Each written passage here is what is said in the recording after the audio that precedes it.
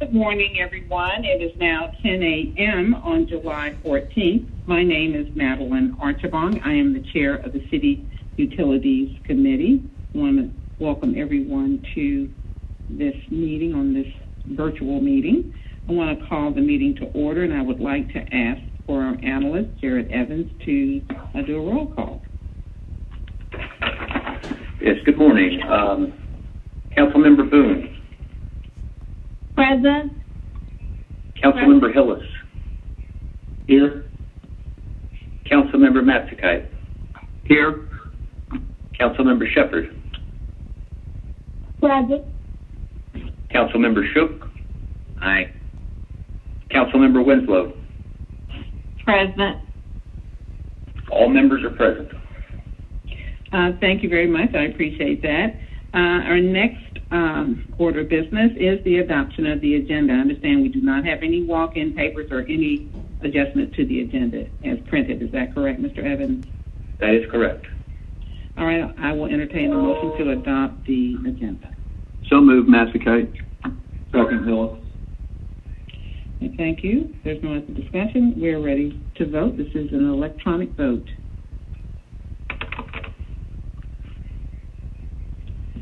Winslow is voice voting, Madam Chair. Thank you very much for that. And yes. Okay, thanks. I'm the mover, eh? I don't think so. I think Mr. Matzekite was the mover. I thought I was the shaker.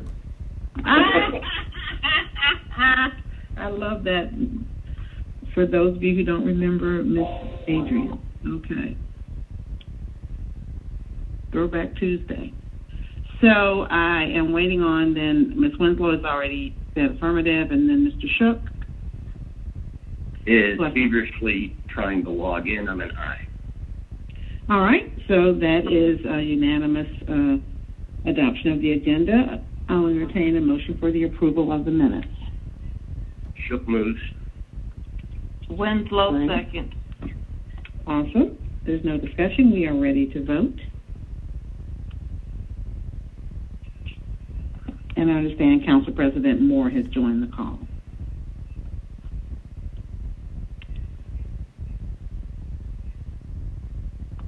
Is the vote closed?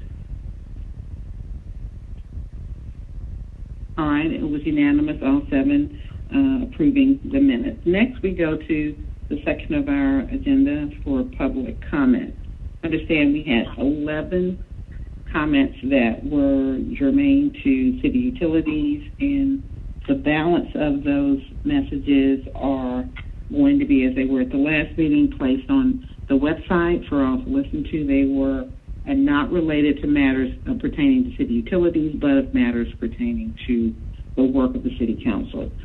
So with that said, Mr. Evans.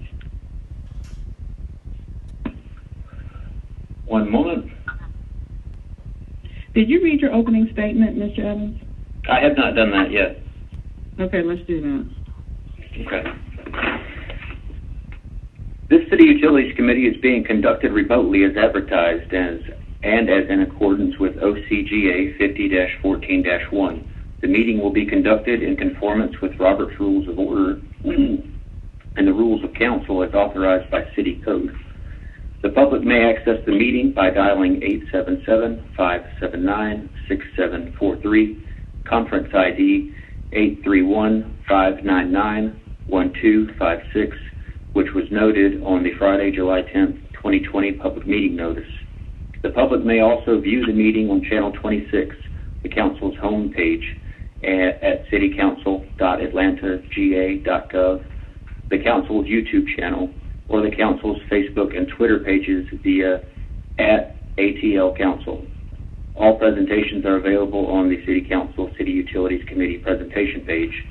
The agenda was published and made available Friday, July 10th, 2020 via atlantacitygA.iqm2.com. In addition, the public was able to submit comments via voicemail at 404-330-6057 prior to the start of the meeting. These comments will be played during the public comment portion of this meeting. All persons present on the remote council meeting conference bridge are requested to mute your phones and speakers. Additionally, speakers must be acknowledged by the presiding officer prior to speaking. Each member is requested to open your Outlook email and minimize the screen. Amendments, substitutes, and informational documents have been distributed to committee members beforehand. Thank you all in advance for your cooperation. Thank you. Let's hear the public comment, please.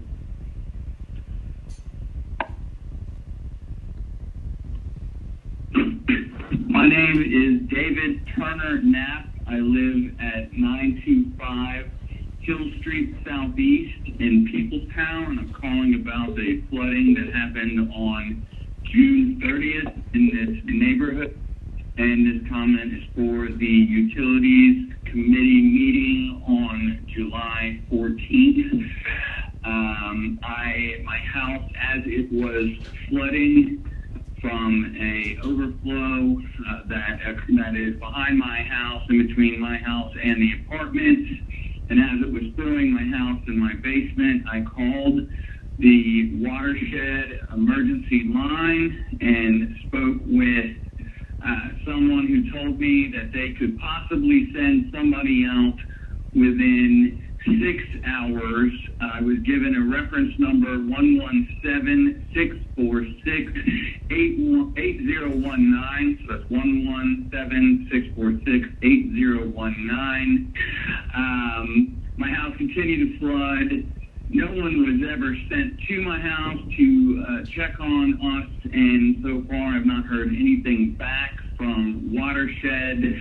I have serious concerns about how long these issues have been known about in this area, and how after years and years of trying to battle with residents and getting nowhere, that we still have this issue that the city knows about, and I have no recourse with damage that comes to my house but sue the city. And if the city is aware that these issues are happening and are unable to provide solutions or protections, I'm not sure what else the residents can do. And so those are the comments that I would like to offer up for the committee for this meeting. Thank you. Hi, my name is Julian Oyong, and I've recently just moved to the Summerhill Peoplestown area. Since moving here about 2 months ago, our basement has flooded twice already. The latest flood on June 30th, causing the water level to rise more than 4 feet and pretty much destroying our finished basement. From what I understand, the problem seems to be due to a combination of city pipes, lack of capacity to handle large amounts of water during a strong rainfall, improper cleaning and maintenance of the pipes and pumps, as well as a lack of water retention ponds to hold the excess runoff. I'd like to demand that the council address these perennial flooding issues that have been plaguing this neighborhood long before I moved here. These pipes need to be enlarged, the water pumps need to be serviced more regularly or replaced altogether with larger pumps. The streets and sewage systems need to be cleaned of any blockages and debris on a regular basis. And lastly, these water retention ponds need to be built. It's heartbreaking to hear that some of my neighbors have been living with these issues for years. I'm strongly urging the council to please address these issues immediately. We as a neighborhood can't continue to live in fear every time it starts to rain. Thank you. This is Ben Sean. I live in southeast Atlanta, on Ormond Street. On June 30th, we were the victim of major flooding that occurred in the neighborhood and throughout the neighborhood. I live across the street from the proposed ponds by Watershed in Peoplestown, and we've been waiting patiently for this project to happen. I understand that it is still in the courts, but we've been waiting patiently. We want movement. We want something to happen that will mitigate the flooding that we saw on June 30th, because it's not a matter of if, it's a matter of when it will happen again. And I don't want to live in fear of any incoming and oncoming rainstorms. I don't want to live in a biohazard zone. I don't want to deal with this in the future, whether it's near or far. So I beg the city to move on this, to enact the plan that Watershed presented years ago, and to complete the Southeast Atlantic Green Infrastructure Project post-haste. Thank you. Thank you for allowing me to comment. My name is Mark Gowan, M-A-R-C Gowan. I have comments about the flooding in the Southeast Atlanta area on June 30th. We live on Lester Avenue, which is off United. I do have video and I do have still photos. I will be sending these in emails to the council and the watershed staff before the meeting tomorrow. We have lived in this house for 2 years, 2.5 years now, and the flooding is pretty incredible. It completely floods the street in front of the house, and also our backyard completely gets flooded all the way up onto our back porch. Thank you very much. I will go send some pictures and videos now. Bye. Hi, my name is Lillian Miller. I live at 183 Atlanta Avenue, Atlanta, Georgia, right across from Peoplestown Junction. I was calling to tell y'all about the flood on June 30th. I was at home with my young daughter, and my husband was at work, and all of a sudden, rain started pouring down. For about 20, maybe 30 minutes, it rained very heavily, and all of a sudden I smelled a horrific smell. I can't even describe it. It was raw human sewage, and I lived across the street, and I would guess thousands of gallons of raw sewage is pumping out across the street from my house. And I'm watching and videotaping, wondering, is it going to come to my house? What is going to happen? This is a huge public health and safety issue. Is it safe for my child to be outside after hearing sewage has been pumped across the street at thousands of gallons per minute? This is wrong. And please, please, please, we need you to fix this. This is something that produces anxiety in my neighborhood every single time it rains. Every time the forecaster says that there's a storm that is coming, I sit there and I look across the street and I wonder, is today the day that the rain's going to be bad enough that the human sewage is going to come across the street into my yard? Is today the day that my neighbors are going to lose their homes and their cars like they had done before? It's not right. It is not right. People should not live in the neighborhood where there is raw human sewage that floods when it rains. Please, I beg you, fix this issue. Fix it fast before it happens again, because it will happen again. It is just a matter of time. And you're putting our health, our safety, our children's health, our children's safety, our pets' health, our pets' safety at risk. This is our neighborhood. This is where we live. This is where our babies sleep, where our children play, where we grow vegetables. And it should not be polluted with human sewage. Thank you, and have a good day. Greetings to you, council members and staff, and special greetings to you, citizens of Atlanta, who care about what your elected officials are doing for you and to you. Ben Howard, Senior Advocate, Public Policy Analyst. My comments today are twofold. First, despite sending out more than 200 emails for the last People TV board meeting, the chair and the executive director were unable to obtain a quorum at that meeting. Please take action to see that the 4 board slots allocated to the city council and the 3 board slots allocated to the mayor are filled by community-conscious, grassroots citizens who believe in public television, so People TV won't be chastised about dilatoriness later on down the road. Secondly, regarding H5, Ordinance 20-0-1460, it is requested that $11.5 million be transferred from the watershed reserve to something called the Program Management Services Team Project. Since the majority of voters in the last election voted to continue taxing themselves relative to the city's water situation, it is only fair that this kind of monetary transaction be circulated throughout the neighborhood planning system for review by the citizens of Atlanta.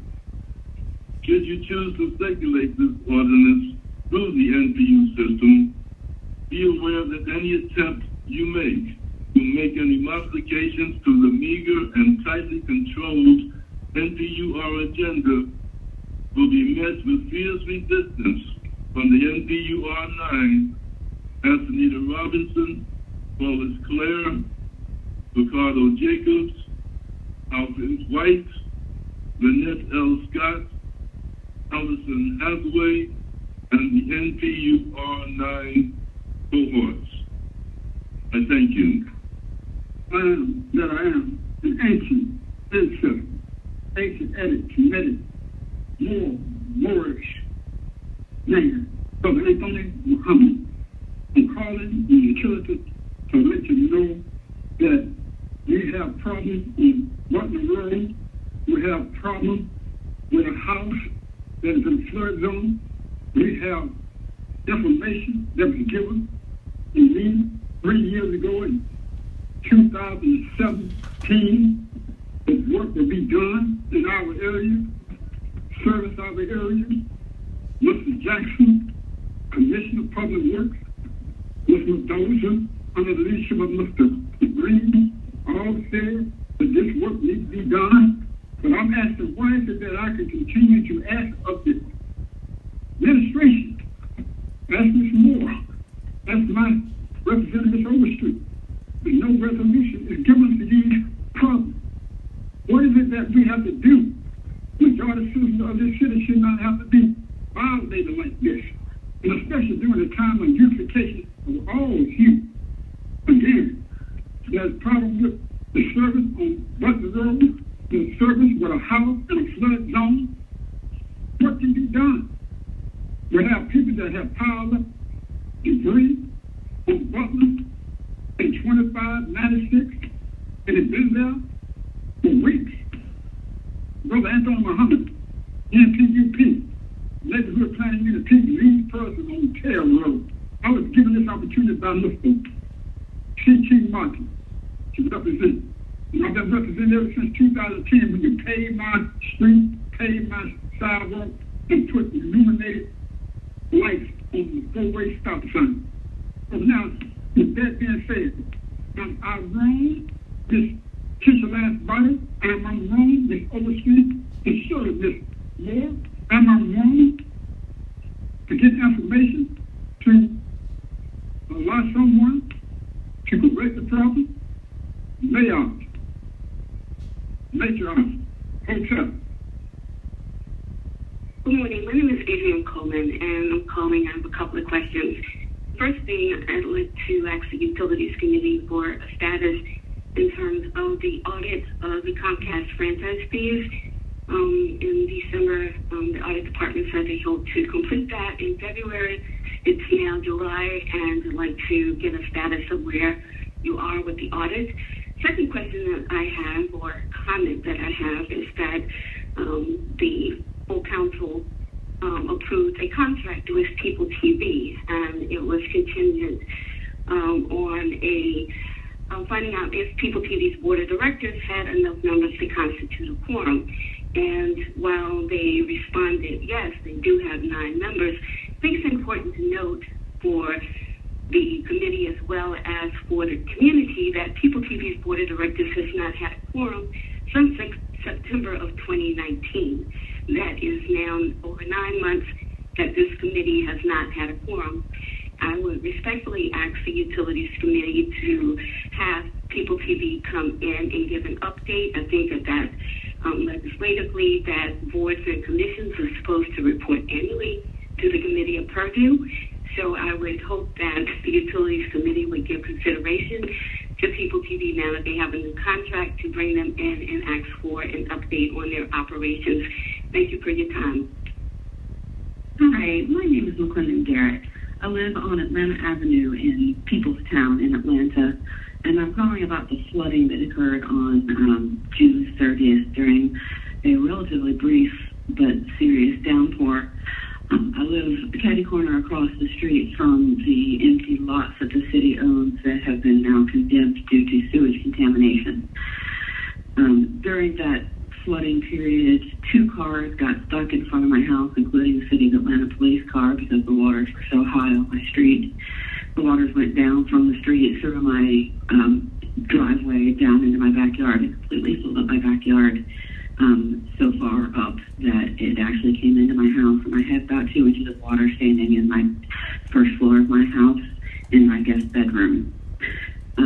I've had to deal with this 2 times in the past. This is the 3rd time my house flooded during a rainstorm when waters were spitting out of the sewage system and out of the drainage system on the street in Atlanta Avenue.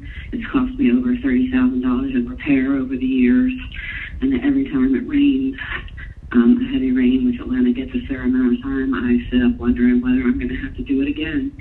The city's been promising a fix on this street for several years now, and I understand that that was gone through litigation, but I also understand that litigation is ended, and I'm hoping that the city of Atlanta will make a point of completing the fix that they've been promising us for many, many years, because it's impossible to live like this. When the city street floods, even when the house doesn't flood, the entire neighborhood smells of sewage. I can't go into my own backyard because of the smell. Walking down the street, you can smell it down the street. It's just awful. I love this neighborhood. I want to stay in this neighborhood, but it's becoming unbearable. So I hope that the city will take the steps necessary to finish the detention pond and hopefully shore up the system that is being overloaded by the rains in Atlanta. Thank you very much. Madam Chair Archibald and distinguished council members, good morning. This is Kimberly Steele, Senior Policy Analyst with the Council for Quality Growth.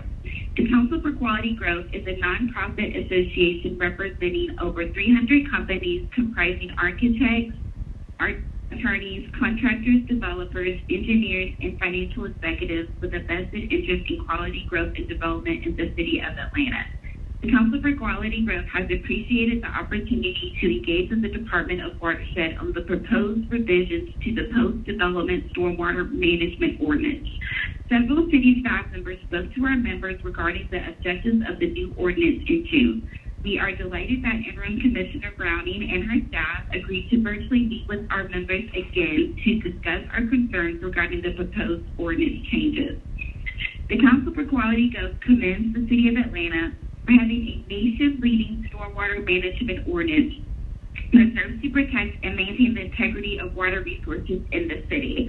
Our organization recognizes that Atlanta must update its stormwater management ordinance to adhere to the Metropolitan North Georgia Water Planning District's model ordinance.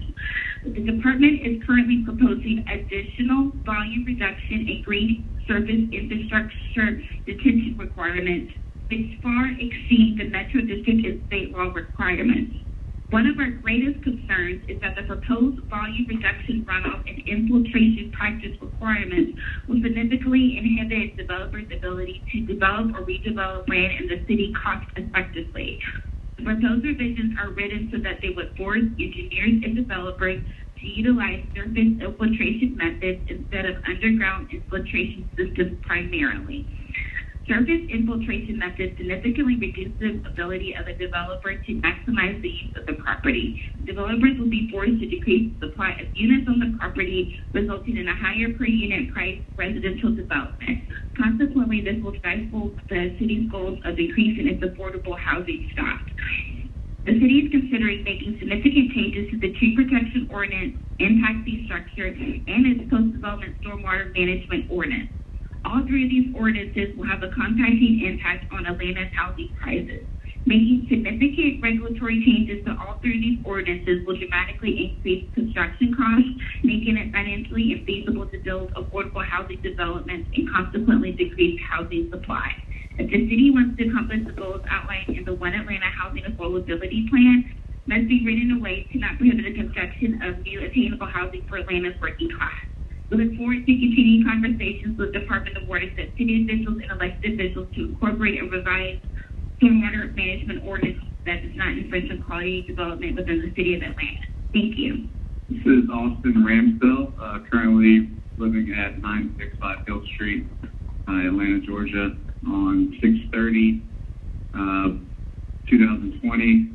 We had a short 15 to 20 minute significant rainstorm, and we had over 6 feet of water in our backyard and basement, causing thousands of dollars worth of damage.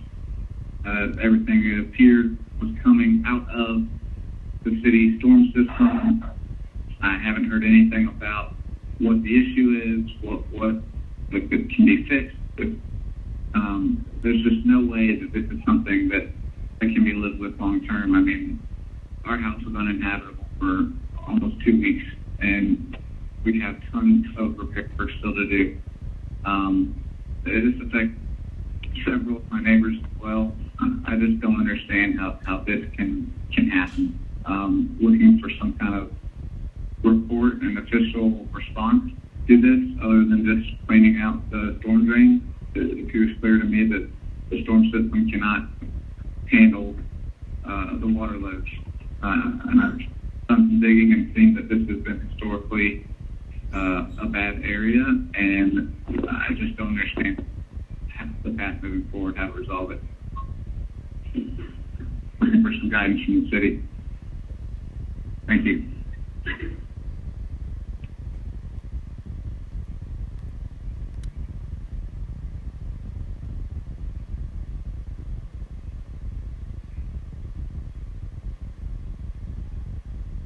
Okay, was that our last message?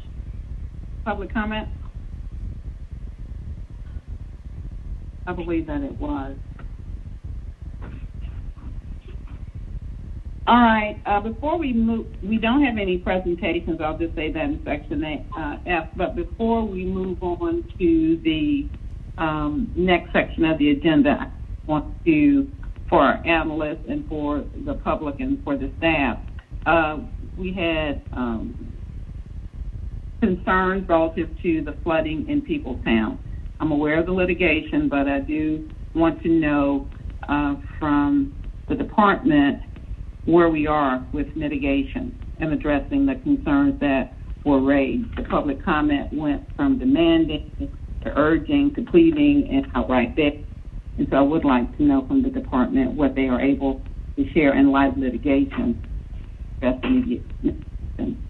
Mr. Evans, relative to People TV, I think a couple of interesting points were raised. One, we did get the communication that they do have a populated board and sufficient number of members to constitute a quorum, but the more refined question is, has it been meeting with a quorum attending? And so would like for there to be a request made from the board president to confirm their meetings and whether or not they've been able to have a quorum present so that they can conduct business or not. And then finally, I would like to know when is the last time they've made a report to the committee and by way of an annual update. If that is overdue, let's schedule that as soon as practical. And then relative to the post-development storm water management ordinance, that's the first read, but I did talk to Interim Commissioner Brown about possibly having a work session, colleagues, so that we can hear. I know that there was sort of work that the department did with various stakeholders. I'd like to hear that for our benefit before we seriously move forward with this legislation. And then Madam Chair. Uh-huh. Yeah, Madam Chair.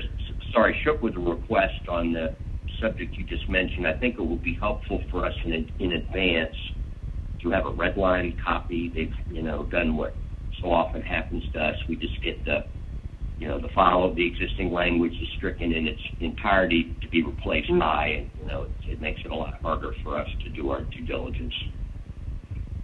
Got it. Mr. Evans, I'm sure you have that. Yes, it's a red line version of the stormwater legislation. Okay. Yes. And okay, cool. And what about the idea of having a work session? Mr. Sheffield, good morning. Go ahead. This is Nikita Browning, Interim Commissioner for Watershed. Madam Chair, we are agreeable to scheduling a session at the committee's availability to discuss the details concerning the updates to the post-development stormwater ordinance. All right. Well, Ms. Evans, I give you that wonderful task of figuring that out. We're about to go into recess, so given recess and given the calendar ahead, trying to figure out how we can fit in a work session would be optimal. So we'll work on that. And then when C-O-1460 comes up, which is also going to be held, I would like for there to be a response to Howard with observation that paper should go to the MPUs. I don't think that is prudent or needful, but I would like for there to be a response to his concern. And with that said, let's have Mr. Evans read our consent agenda. Item number 1, 20-01497, an ordinance by City Utilities Committee authorizing the mayor to enter into renewal number 1 for FC 9838 Program Management Services with Stantec SG JV for program management services in an amount not to exceed $10 million and 0 cents, authorizing the Chief Financial Officer on behalf of the Department of Watershed Management to pay invoices to Stantec SG JV for program management services in an amount not to exceed $1,500,000 and 0 cents in accordance with Section 2-1163 of Article 10 of the Procurement and Real Estate Code of the City of Atlanta Code of Ordinances, all correcting the term of the agreement, all contracted work and invoices to be charged to and paid from the fund department organization and account number listed and for other purposes.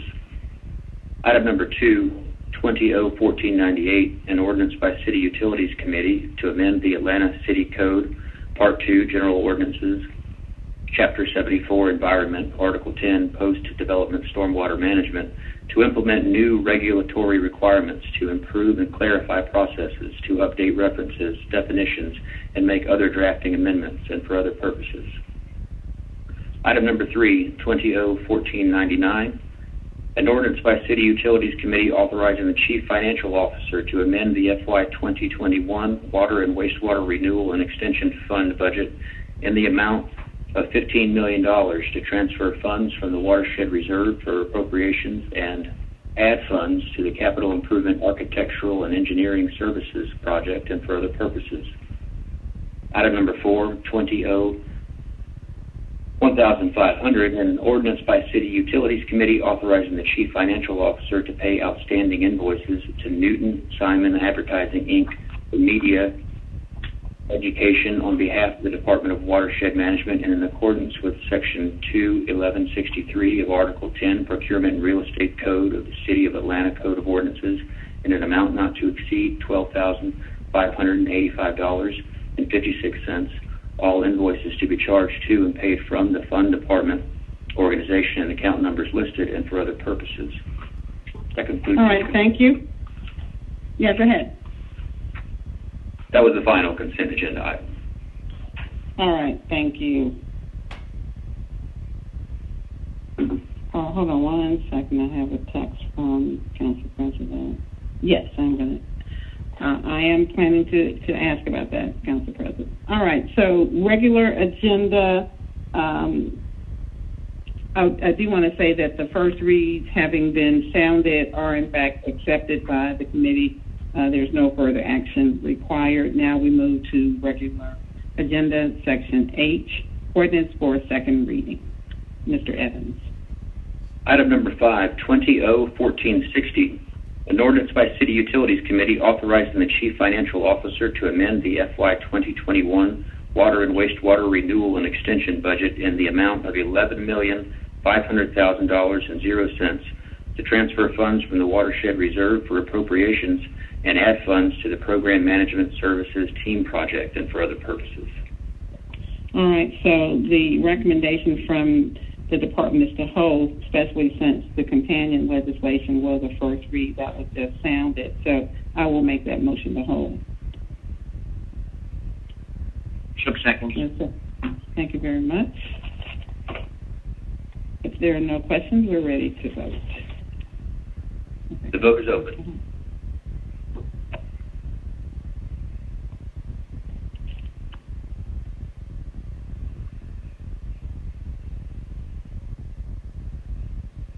Winslow, aye. Thank you. I don't think, is the vote open? I don't see it. Oh, It is open. Okay, I got it. I have to reconnect.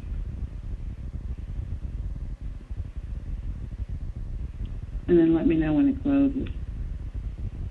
The vote is closed. It is held in committee at 7 yeas. Thank you very much. Interim Commissioner Browning, this was the paper we had public comments from that made a suggestion that this paper be circulated to the MPU. I'd like to hear from you on that point, please. Nikita Browning, can you hear me? Yes. We will put together some talking points and be prepared to share this proposed legislation with the MPU in question and address any questions or comments that they have.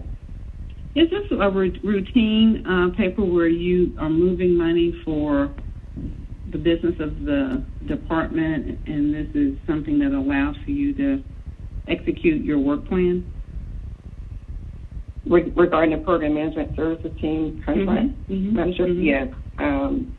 We're gearing up to enter into their year for renewal. So it allows us to move money and consolidate the anticipated budget for FY21 for their services. Okay. Well, we're holding this, and we'll, once we get back from the recess, we will be considering this.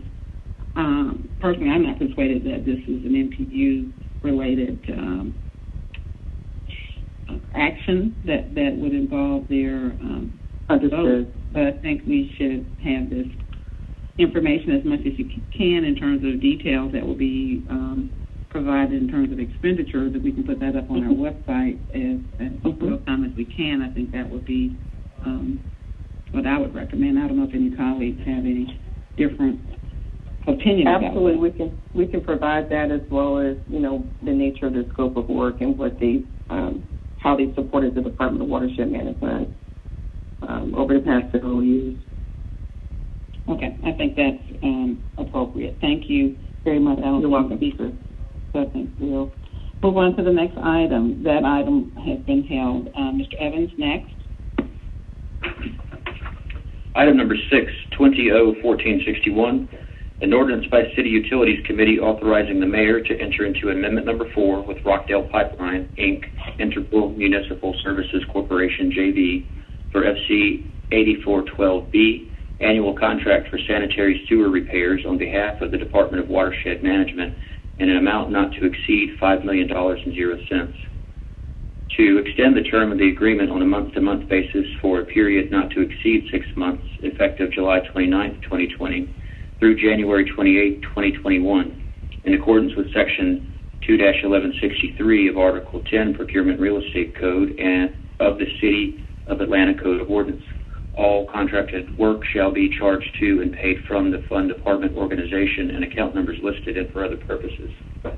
All right, without objection, I would like, from the committee, I would like you to take number 7 as well as inhale number 20. Let's take these as a block, please.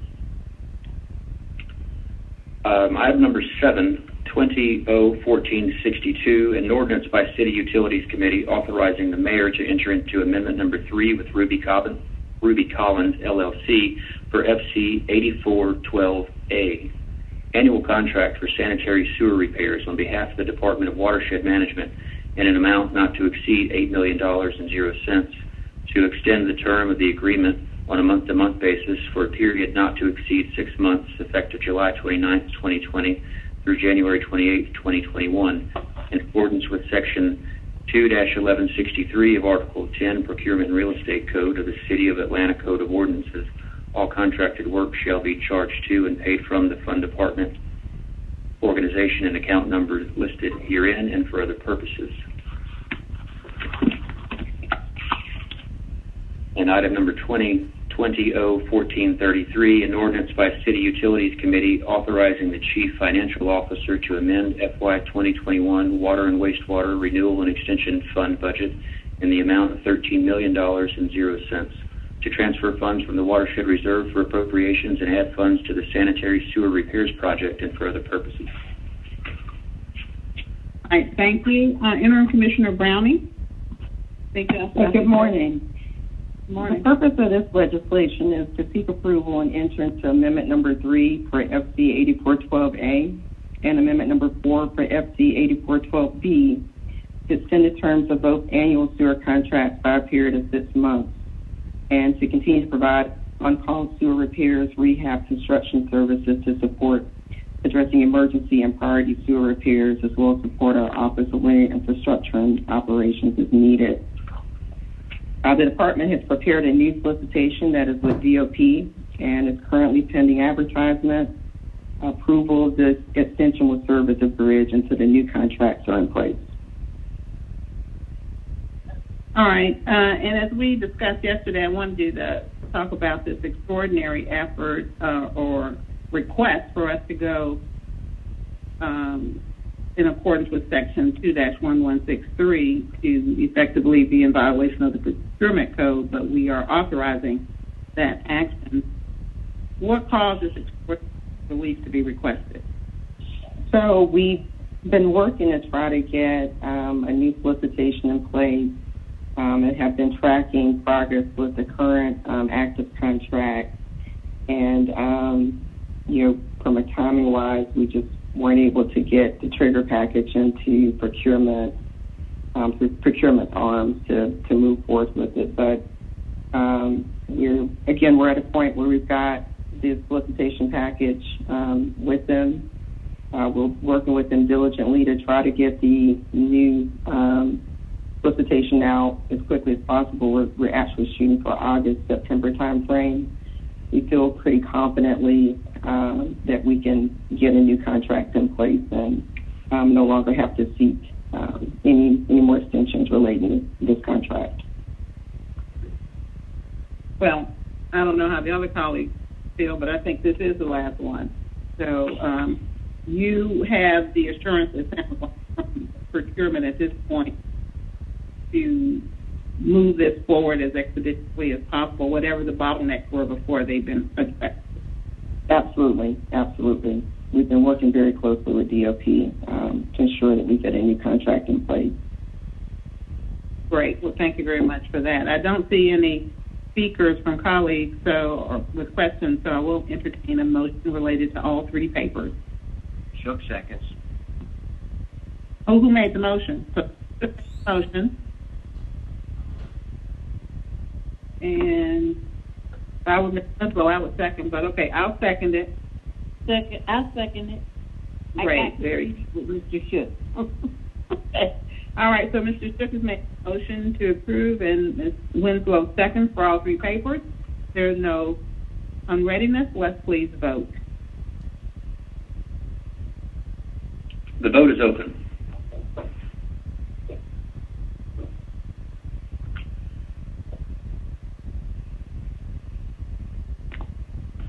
Okay. Has everyone voted? Okay, it looks like, is this unanimous, Mr. Evans? From my screen, I still don't see if everyone has voted. Ms. Bone, how do you vote? Yes. All right, she votes. So that is unanimous. Thank you. That is approved. Next, item 8, please. Item Item number 8, 20-0-1463, an ordinance by City Utilities Committee authorizing the mayor to enter into renewal number 2 for FC 9695, annual contract for Trace Organic Laboratory Services with Analytical Environmental Services, Inc., on behalf of the Department of Watershed Management in an amount not to exceed $60,000, with a retroactive effective date of June 1st, 2020 through May 30th, 2021, in accordance with Section 2-1163, Article 10 of the Procurement and Real Estate Code of the City of Atlanta Code of Ordinances. All contracted work shall be charged to and paid from the Fund Department organization and account number listed and for other purposes. All right. I understand Mr. Todd Hill is available to speak to us. This has the same insertion of Section 2-1163 that Interim Commissioner Browning just spoke to us about. So, Mr. Hill, are you on the phone? Yes, ma'am, I am. Todd Hill, Department of Watershed Management. Good morning. This is a renewal of our Trace Organic Lab contract, which allows for the analysis of chemicals that the city's laboratories do not have the capability of analyzing.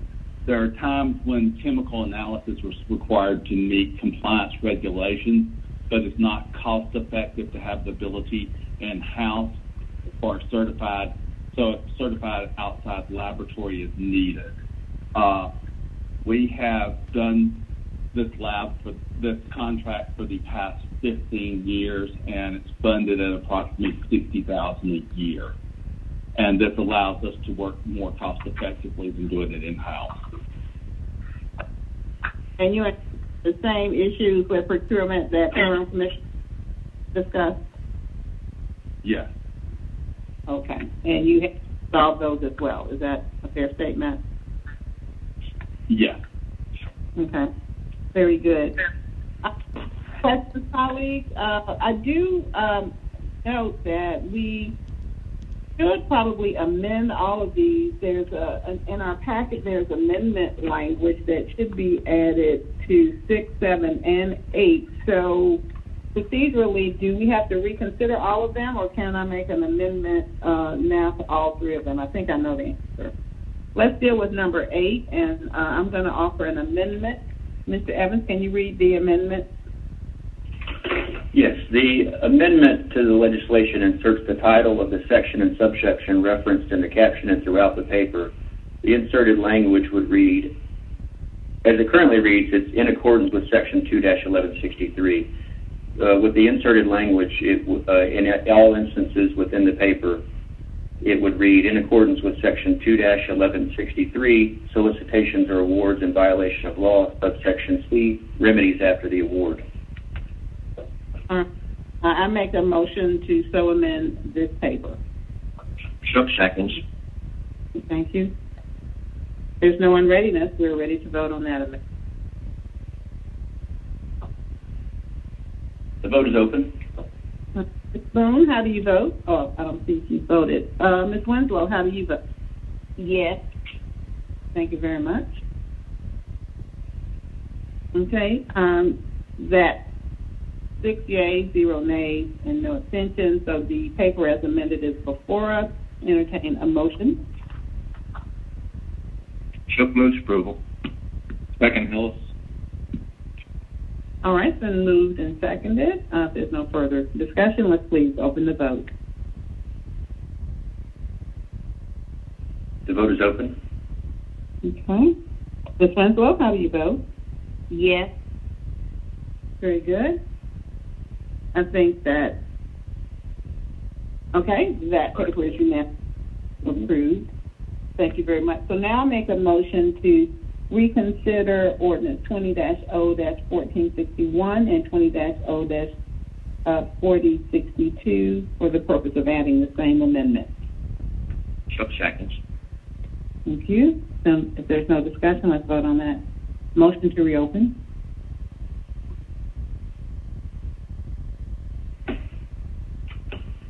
One moment.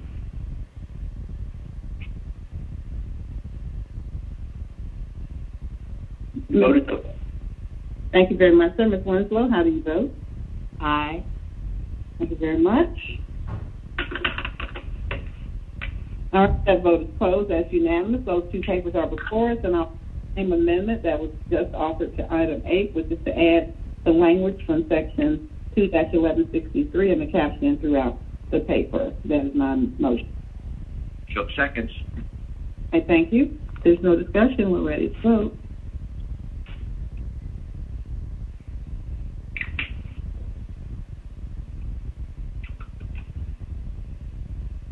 The vote is open.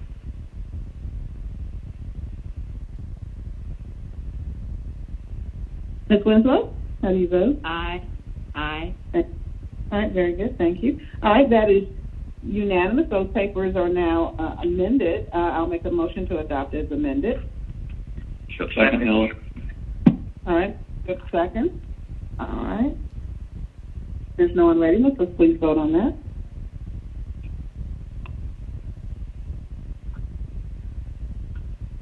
Ms. Winslow? Yes. All right.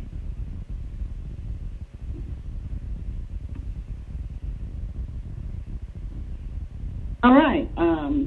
That is,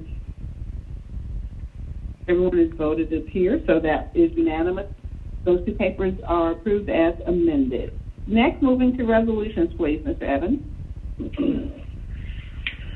Item number 9, 20R4123, a resolution by City Utilities Committee authorizing the mayor to enter into a memorandum of understanding and contract item agreement with the State of Georgia Department of Transportation on behalf of the Department of Watershed Management to relocate and/or adjust water valve boxes, water meters and boxes, manholes, water mains, fire hydrants, and other related facilities in conjunction with the State of Georgia Department of Transportation, PI number listed there, State Route 237, Piedmont Road from State Route 141, connector Lennox Road to State Route 141, Peachtree Road in Fulton County, in an amount not to exceed $370,807.00.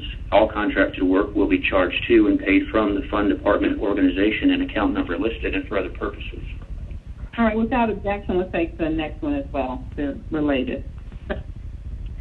Item number 10, 20R4124, a resolution by City Utilities Committee authorizing the mayor to enter into a memorandum of understanding and contract item agreement with the State of Georgia Department of Transportation on behalf of the Department of Watershed Management to relocate and/or adjust water valve boxes, water meters and boxes, manholes, water mains, fire hydrants, and other related facilities in conjunction with the State of Georgia Department of Transportation, PI number listed, Buffington Road from Rock Quarry Road to State Route 14, US 29, Roosevelt Highway in Fulton County, in an amount not to exceed $2,085,700.80. All contracted work will be charged to and paid from the Fund Department organization and account numbers listed and for other purposes. Ms. Burrow, are you? Yeah, good morning, Madam Chair and council members. This is Rock Quarry, Department of Watershed Management. I'll deal with each legislation. So one is for let's start again. The legislation is to fund a project we're collaborating on with GDOT in the amount not to exceed $370,807. This project is to adjust and relocate sanitary, sewer, and water facilities that are in conflict with one of GDOT's road widening projects.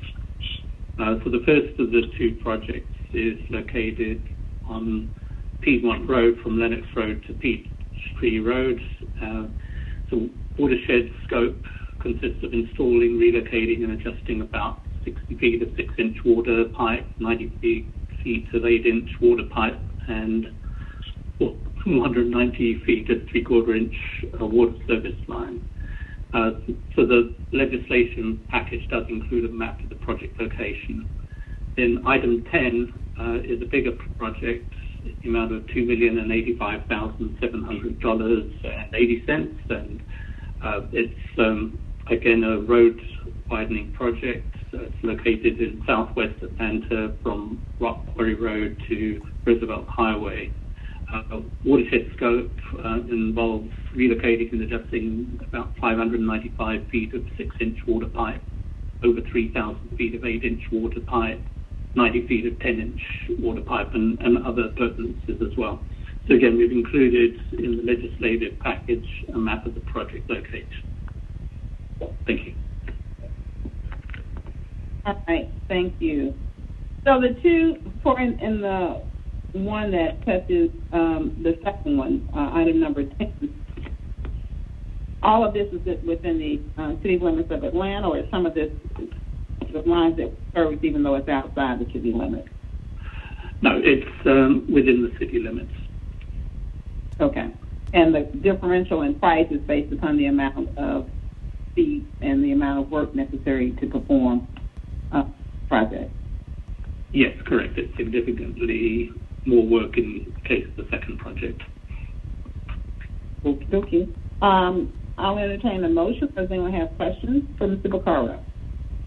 Shook moves approval of both. All right. Second, anyone? Masticate, second. Awesome. I can probably move in second. If there's no unreadiness, please open the vote. The vote is open. All right. Ms. Winslow, how do you vote? Yes. Thank you. And Ms. Boone? Okay. She's voted. All right. Looks like the vote is closed. That both these papers are unanimously approved. Looks like our last item under L would be item number 19. Item number 19, 20-01430, an ordinance by City Utilities Committee to amend the City of Atlanta Code of Ordinances, Part 2, General Ordinances, Chapter 154, Utilities, Article 2, Water and Sewer Billing and Collection Procedures, to provide for other notification methods for the outcome of a water and sewer billing dispute, to establish the date by which a notification is received by a customer, to make minor drafting amendments, and for other purposes. We have a substitute, so I'm going to make a motion to bring substitute forward. Does the caption change, Mr. Evans? It does a little bit. I'd like to read it. Go ahead. Okay. I need a second for that motion. Yes. Winslow, second. Thank you very much. Go ahead and read that. A substitute ordinance by City Utilities Committee, an ordinance to amend the City of Atlanta Code of Ordinances, Part 2, General Ordinances, Chapter 154, Utilities, Article 2, Water and Sewer Billing and Collection Procedures, to provide for other notification methods for the outcome of a water and sewer billing appeal or dispute, to establish the date by which a notification is received by a customer for a billing dispute, to make minor drafting amendments, and for other purposes. All right. Thank you very much. We have someone from Watershed to speak to us about this paper. Yes, good morning. Yes, good morning. Eric Hawkins, Department of Watershed Management. First, I'd like to say the department appreciates the opportunity to be before you today. A substitute ordinance has been introduced to include the appeals notifications along with the disputes. Additionally, a policy document was provided to the committee covering the email and robocall notification processes that meet all legal requirements. So the department is open to addressing any additional questions or concerns at this time. I mean, you made some changes that incorporated some of the recommendations from the members of the last meeting. Can you point those out? Well, one notable change is how the customers will be notified prior to receiving a email notification. So what the document outlines is the fact that once we obtain an email address, obviously the form itself, the customers will be consenting to email notifications should they provide a email address. With that, prior to an email communication is being sent out to the customer, they will receive a robocall notification, and basically what that notification will entail is notifying the customer that a decision has been made on their dispute. and they will receive subsequent details of that dispute via email. If there is no email address made available, the customer will be notified that they will receive that information via USPS mail. Okay, I the vote on bringing the substitutes forward. Move it out of order. So, but if you vote, Mr. How do you vote on bringing the substitutes forward? Yes. Who is that? Oh, this is Winslow. You're breaking up a bit. Oh, well, you second the vote, so you're good. Oh, I'm good. Okay, thanks. Mr. Shook, we're waiting on Mr. Shook. Oh, I'm sorry, I'm an aye. Yeah, you were breaking up. Oh, okay. Thank you for letting me know. All right, so it looks like that is unanimous, that the substitute is now before us, and Mr. Hawkins had already started talking about the substitute. Are there any questions for Mr. Hawkins at this point, or are we ready to bring a motion on this paper? I'll move approval on substitute. Second. Oh, all right. Moved by Mr. Shook, seconded by Ms. Winslow, third by Mr. Hillis. Any other discussion? If not, we are ready to vote. The vote is open. Okay. That is unanimous. The vote is closed. That is unanimously approved on substitute. Thank you, Mr. Hawkins, for your hard work on that. Mr. Evans, are there any other legislative items for consideration by the committee today? No, ma'am, that concludes the committee's legislative items. All right, thank you. Now, I do have a question for Commissioner Jackson. Are you hopefully on the line? And I do see someone want to speak. Let's see who that was. I can't see who it is. Is Ms. Shepherd? Did you want to talk to Mr. Jackson too? No, I want to talk to the Commissioner of Watershed. Okay. All right. So let's let you move forward with your question, Ms. Shepherd, and hopefully Mr. Jackson can either get on the line by the time you're finished. Go ahead, Ms. Shepherd. I want to know, and anyone from the Watershed Department, when will the Water Appeals Board begin to meet again? I know that the mayor issued an order and we signed on to it, I believe, with the council to start submissions virtual. Can you all give a time frame as to when the Water Appeals Board will begin to meet again? Hey, good morning, Councilwoman Shepherd. This is Nikita Browning, Department of Watershed. We've submitted our plan to AIM to reinstitute our repair and buffer technical panel, and we're waiting to hear feedback from them on the approach to reinstitute that panel. I can't give a time frame at this point, but we've submitted our plan to hopefully proceed with resuming those meetings once approved. How far are we behind? Do you have any idea? I don't know how many applications that are pending review at present. I can get that number for you. I do know when we talked about this maybe 3 weeks ago, there were about six or seven applications that were pending review. Now, is it because there's not a lot of applications because of the fact the city hasn't been open and y'all have been taking appeals, or have y'all been taking appeals the whole time, even in terms of the COVID-19? So the developers and such, they're still able to submit their plans, and we can review those. It's just a matter of reconvening the technical panel to approve or decline. Okay, so the work is still... Yeah, the work is still continuing. It's just the panel has not been meeting. The internal panel with the city, not yes. The appeals. So this whole process of the panel continuing to work, even in terms of appeals, you have to go through a whole process in terms of that. So that goes before this internal committee. Is that what you're saying? For the repair and buffer, yes. I will defer to. I'm not referring to. Just rather, I'm not referring to the buffer at this point. I'm talking about the water appeal. The Water Appeals Board. I'm going to defer to C.C. Hawkins to speak to what the activities are for the Water Appeals Board. Yes, thank you for Commissioner Browning. Yes, the process that we have right now as the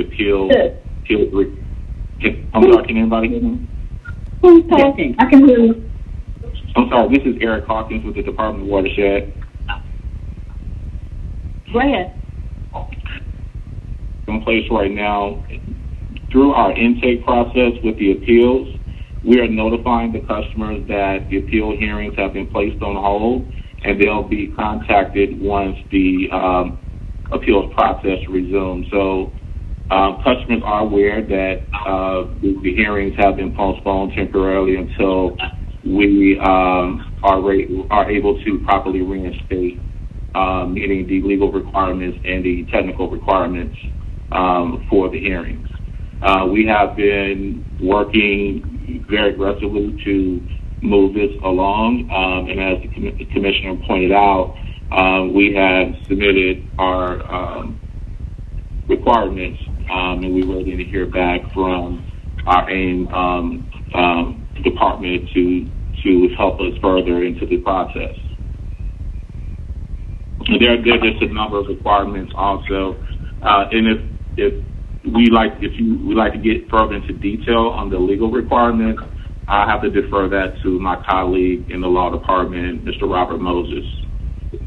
No, I'm not the legal requirements. I'm just trying to understand. I know we went through this yesterday in the Public Safety Committee when the LRB was going to be meeting, and I know we have several boards, LRB being one of them, Water Appeals Board, and even DRB, several other commissions. And I know that we're getting extremely behind in terms of some of these cases, and I'm just want to know, when you all will start again and how far you all behind. Well, our backlog on cases right now is at 100 month to date.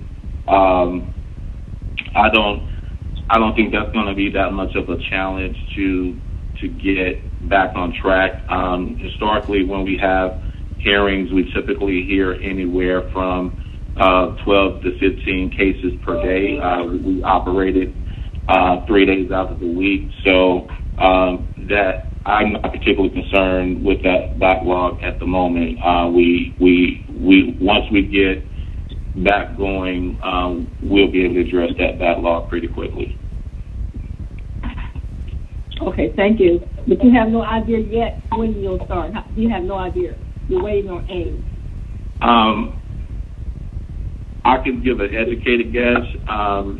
If everything falls into place, I anticipate probably we may be a good 30 to 60 days out, or it could be shorter than that. 30 to 60 days out? Wow. Well, I say that because we want to make sure that we have room for training, and that's the worst case scenario. Whatever platform we utilize, we want to make sure our our board members are comfortable utilizing the technology. There are some protocols and protocols on the side of the Water Sewer Appeals Board. They have to make some amendments to their processes. So next week, I expect to engage the chair of that committee, along with my colleague from the law department, to review that. But it really depends on the comfort level of the technology to really give a informed estimate on when we can resume. All right. Thank you. All right. Mr. Hillis has a question, but I wanted to know if someone from Public Works has gotten on the line or is on the line. Yes, ma'am. This is our Commissioner Jackson. I'm on the line. Good morning. Thank you, sir, for being here this morning. I've been talking to you back and forth on text relative to the recycling situation, and I wanted you to walk us through what's going on and what your plans are for moving forward as relates to not recycling, but yard trimming and debris. Okay, at this point, Madam Chair, we are 40 of 45 yard trimming routes down. We started on Friday when we went below 66% attendance on our collection side of the house. That means that of the 15 yard trimming routes that we collect on a daily basis, 3 in each of the 5 service areas, we were not properly staffed to be able to collect any of those routes on Friday.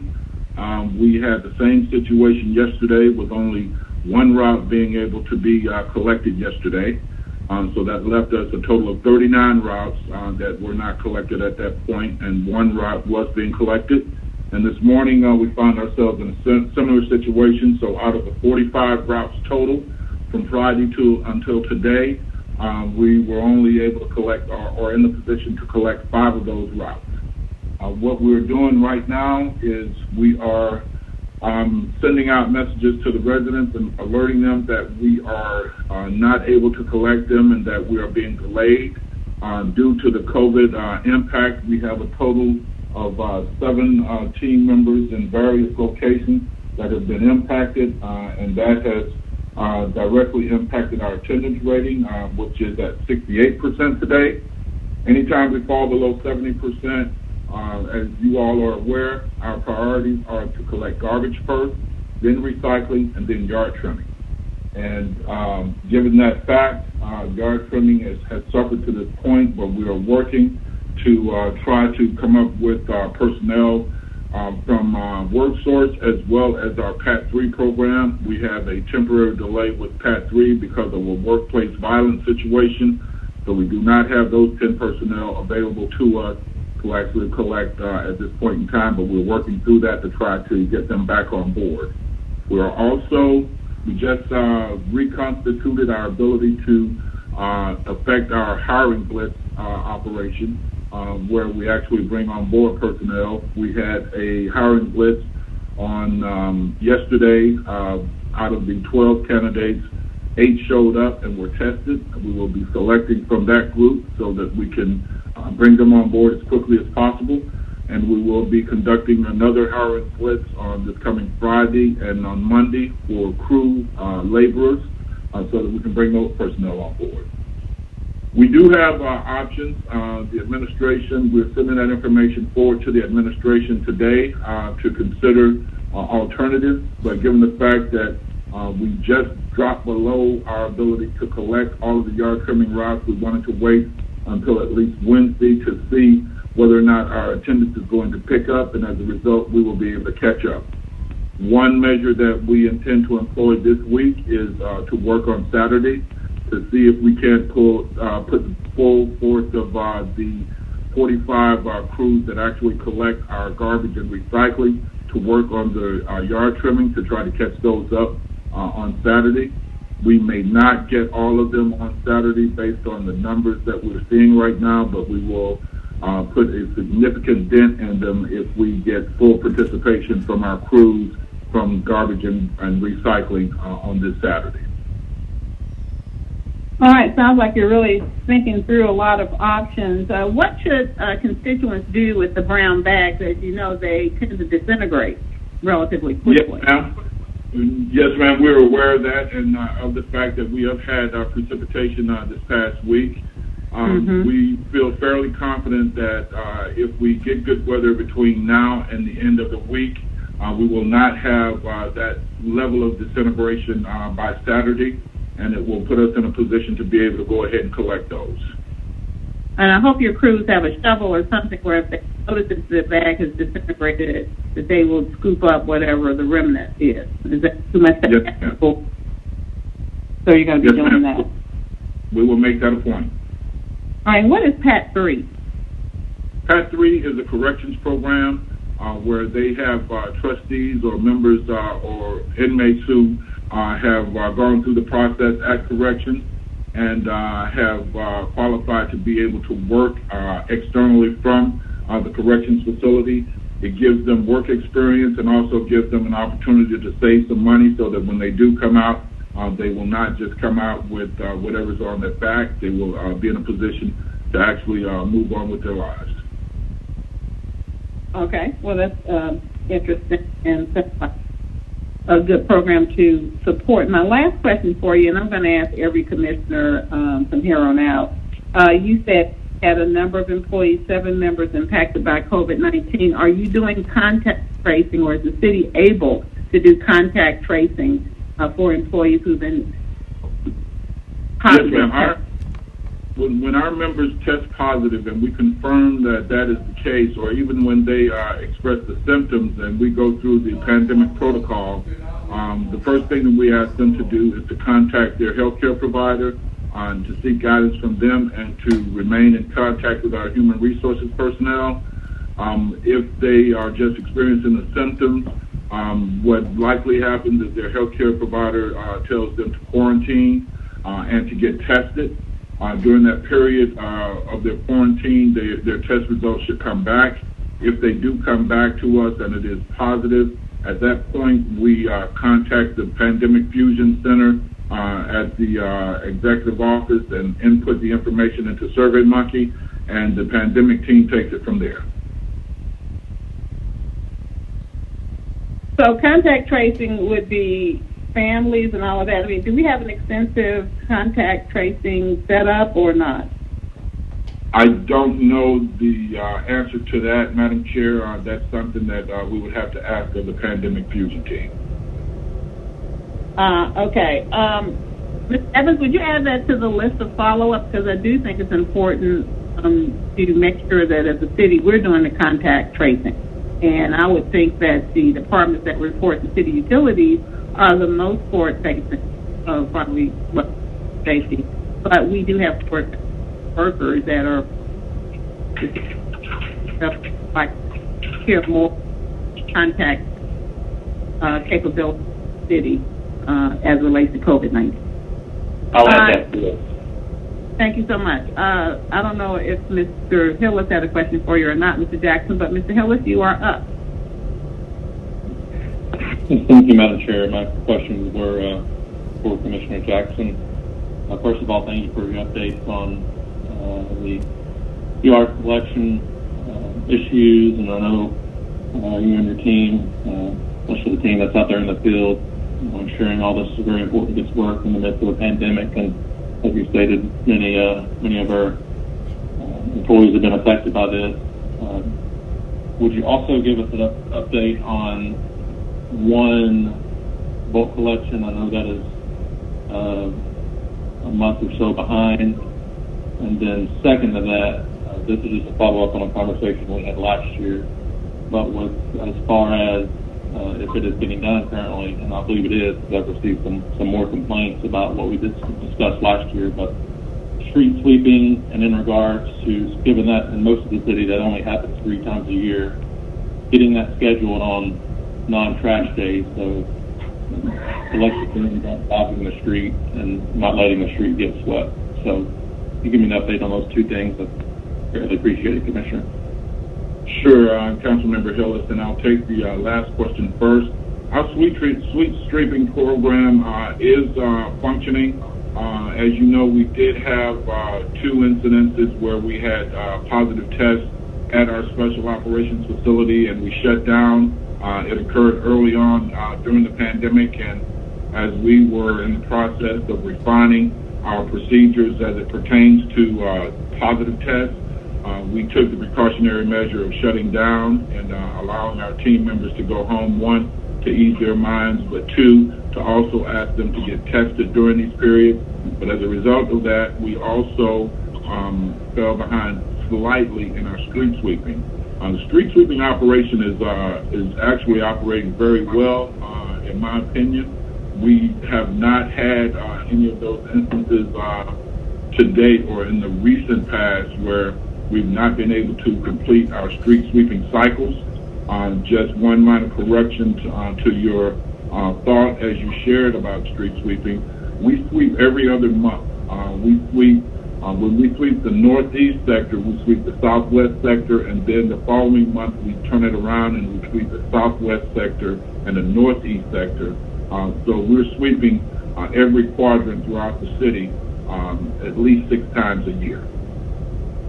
Okay, on that point, before you get to the next point, you just may want to inform 311 of that and have them update the 311 site, because that's where I pulled my information from. It's showing that each sector is only swept 3 months a year, so they want to get that communication over to 311 to correct their information. Okay, we'll do it. And then the final one was just one about the bulk. Bulk collection. As a result, again, of the pandemic, we asked residents to stop setting things out along their containers and to schedule the bulk collection. What we recognized as a result of that was our request went from somewhere in the neighborhood of 2,100 in March, or at the end of March, upwards to 4,200. To attempt to offset that, we went from 100 collections per day with the 6 crews or the 5 crews that we have out to 175 per day. We were still not able to keep the wait time down below 30 days, but we are still working to try to catch up on that. And we're asking everyone to understand that given our concern for the safety of our personnel, we want to try to maintain the schedule. We're hopeful that at some point we begin to see a reduction in this. However, we do recognize that with people being at home, more items are actually being set out. My own household, we requested a service request last month. It will not be collected until the 24th of this month. However, being as intimately associated with the operation as I am, I recognize why that has occurred. And what we're attempting to do is to ask the residents to be mindful of the current circumstances under which we're operating. We will, again, send out more messaging to the residents, reminding them of our current situation. But that is where we are at this point, Councilmember. Thanks, Commissioner. And the final question related to both of those is, given the issues with the collection, my understanding is y'all are not issuing citations at this time for those kinds of violations? That is correct, Councilmember. Okay. Thanks so much, Commissioner. You're welcome, sir. All right. Thank you, Commissioner. Does anyone else have any? I'll speak. Ms. Shepherd is back. Yes. So, Commissioner Jackson, how are you messaging people in reference to what is happening with the bulk pickup? Can you tell me how you're doing that? Yes, ma'am. We are. How are you doing that? Well, we're sending information out through all of our social media sites, Notify ATL, Recollect. We are sending information to 311. We have not done any direct mailing to residents at this point in time. That is an option that we can get and employ so that we can get the information out, particularly to those who are directly impacted. And our Recollect system allows us to go directly to those residents who have service request numbers and who are awaiting a scheduled bulk collection so that they are aware. Those who do not have a service request in the system, we are working with all other forms of media to ensure that they get the information. And we're also sending it out through communications to make sure that we get as many ports or venues for sending that information out to them as expeditiously as we can. So, are your police officers, are they out on the streets working now, or they're not? Yes, ma'am. They're out working as well. Just received a report from our SWEET team. We had a total of 589 citations in our system from the 12 council districts, and everyone is very aware of our current circumstances.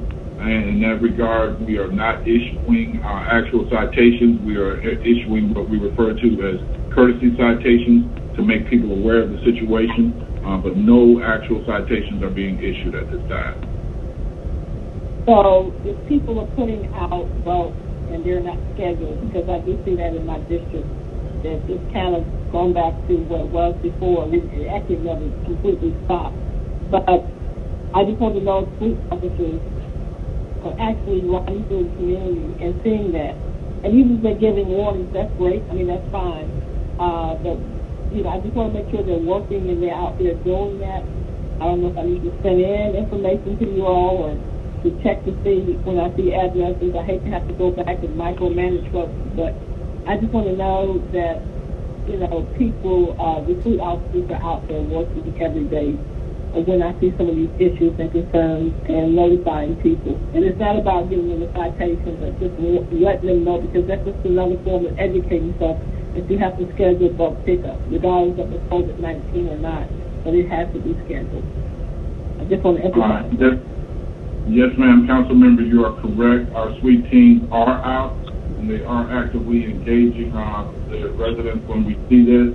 As I'm sure you're aware, just this past weekend, we worked in your district and District 12. As part of our effort to address this, we implemented Operation Clean Sweep, which targeted to actually address this type of situation where people are setting things out just as a byproduct of seeing other things out on the right-of-way. In your district alone this weekend, we've captured over 89 tons of material. The previous effort on June 27th, we captured 68 tons of material. We are doing everything that we can to try to offset this increase just based on people actually setting things out without submitting a service request. And I found out about that at the last minute, Commissioner Jackson. I didn't know that y'all were in my area until literally a day before, and that was in one particular neighborhood, Hammond Park. So, you know, didn't have time to prepare the neighborhood or anyone, and I don't think y'all notified me that y'all were in the area also. I would emphasize again that if you are going to do something in your district, like in any council member district, is to let them know in advance so they can let the neighborhood folks know. Again, that was in Hammond Park. That was one neighborhood, and I thank you all for doing that. But we also have, I just want to go back to the street situation there. Some of the places are not Hammond Park, they're all over the district, but thank you for being in Hammond Park this past weekend. But I didn't know about it, so in the future, I'd like to ask you to please let me know in advance so that I can know. Yes, ma'am. And I apologize for that, council member. Our efforts, one of the reasons that we're scheduling or started scheduling every 2 weeks was so that we could actually reach out to the council persons and make them aware so that we could also engage our volunteer or community groups. But as we have phase one. That didn't happen for me. That didn't happen for me. I was never reached out to. Okay, and I apologize for that. But that's our effort, is to ensure that the council members are aware when we're coming into their district.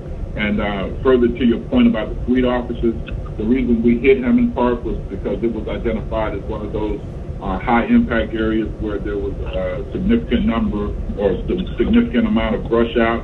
As I shared with you, over almost 88 tons, 87.89 tons were collected, of which 4.89 tons were yard trimming, and the other 80, there were 83 garbage tons, as well as 100 tires and 35 bags that were actually collected during that period. And that was based on information that we received from our suite officers as they ride through the neighborhoods, as well as our supervisors and other staff as we circulate through the city. What we're attempting to do is hit those areas that require immediate attention with the thought process that as soon as we can correct these situations, we can begin to work backwards to the least affected and get the entire city. Okay, well, the next one, if you put it on my list, my district that you going to second will be Polo Rock Community. I believe you're having a virtual meeting, today, tonight. If you're supposed to attend, they are continuously, for months now, have been complaining about crash and problems in that district. I think that's why they asked you to come to their meeting tonight. And I'll be there too, but just want to let you know to coordinate with me when you're doing things in the community so that I can give you some input also. Thank you. Yes, ma'am. All right. Thank you. And I hope those meetings are virtual, but, oh, they are. Okay, good. Everybody's safe. Commissioner, last question for me. When we talk about the fact that brown bags do disintegrate, particularly when there's there's been precipitation, any way up to some other kind of way to collect those, like plastic or a special kind of plastic? No, ma'am, Madam Chair. We strongly advise against. In fact, the collecting in plastic bags really sort of inhibits our ability to function from the standpoint of after they've been collected. The plastic bags do not disintegrate, and that's one of the reasons why we prohibited plastic bags from being used as part of the operation, so that we can utilize as much of the material as possible.